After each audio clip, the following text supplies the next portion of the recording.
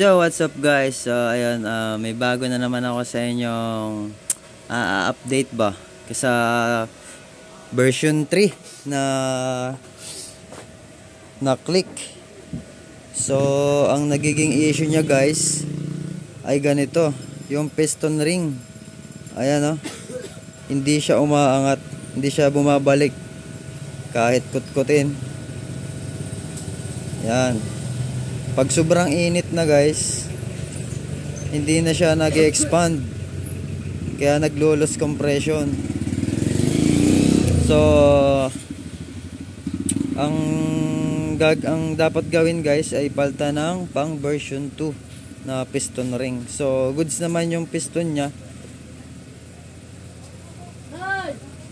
So ayun lang guys.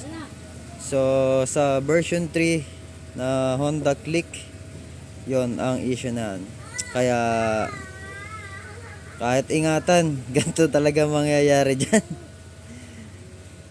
Kung kayo may biyaheng malalayo or papalitan nyo na agad kasi para hindi na kayo abutin sa daan. So yan lamang po, and please subscribe my YouTube channel and my Facebook page, Joey Tremelios, and maraming salamat po. Kay sir, bumalik pa si sir. So and guys, bye bye.